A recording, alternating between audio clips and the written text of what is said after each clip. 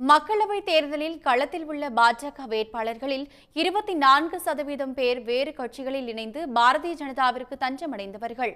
அதிலும் தங்கள் கட்சி வலுவாக உள்ளதாக கூறிக்கொள்ளும் உத்தரப்பிரதேசத்தில் கூட பிற கட்சிகளில் இருந்து வந்த 23 பேருக்கு பாஜக சீட் வழங்கியுள்ளது. கட்சி மாறி வந்தவர்களுக்கு தேர்தலில் சீட் கொடுப்பது இந்தியாவில் புதிதல்ல. ஆனால் இந்த மக்களவைத் தேர்தலில் வழக்கத்திற்கு மாறாக சீட்களை வழங்கியுள்ளது பாஜக. அதாவது பாஜக களம் காணும் 435 இடங்களில் 106 இடங்கள் கடந்த 10 ஆண்டுகளில் பிற கட்சிகளில் இருந்து விலகி பாஜகவில் இணைந்தவர்களுக்கு வழங்கப்பட்டுள்ளது. இவர்களில் 90 பேர் கடந்த 5 ஆண்டுகளில் பாஜகவில் இணைந்தவர்கள். அதிகபட்சமாக ஆந்திராவில் போட்டியிடும் 6 பாஜக வேட்பாளர்களில் 5 பேர் மற்ற கட்சிகளில் இருந்து பாஜகவில் தஞ்சமடைந்தவர்கள்.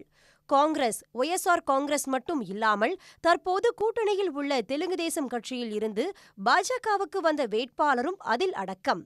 அடுத்தபடியாக தெலுங்கானாவில் களம் காணும் 17 பேரில் 11 வேட்பாளர்கள் பிற கட்சிகளில் இருந்து பாஜகவுக்கு தாவியவர்கள். அவர்களில் 6 பேர் தற்போதைய தேர்தலுக்கு முன் இணைந்தவர்கள்.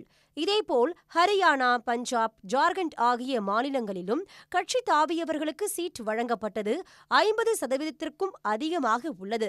ஹரியானாவில் 10-ல் 6 பேர் மற்ற கட்சிகளில் இருந்து வந்தவர்கள். அவர்களில் நவீன் ஜிண்டால், அசோக் தன்வார் ஆகிய இருவரும் தேர்தலுக்கு முன்பு பாஜகவில் இணைந்தவர்கள். 10 ஆண்டுகளாக பாஜக ஆட்சி செய்தும் கூட மக்களவைத் தேர்தலில் வெற்றி பெற பிற கட்சியில் இருந்து வந்தவர்களை நம்ப வேண்டிய நிலை உள்ளது. உத்தரப்பிரதேசத்தில் தங்கள் கட்சி வலுவாக உள்ளதாக கூறிக்கொள்ளும் பாஜக பிற கட்சிகளில் இருந்து வந்த 23 வேட்பாளர்களை நம்பி இம்முறை களம் இறங்கியுள்ளது. ஒடிசா, தமிழ்நாடு, மராட்டியம், மேற்கு வங்கம் ஆகிய மாநிலங்களில் 4-ல் 1 பங்கு வேட்பாளர்கள் பிற கட்சிகளில் இருந்து பாஜகவுக்கு தாவியவர்கள்.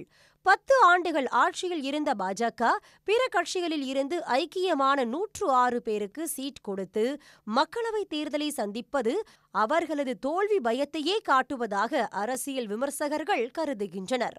உடனுக்குடன் செய்திகளை தெரிந்து கொள்ள சன் நியூஸ் பெல் ஐகானை கிளிக் பண்ணுங்க.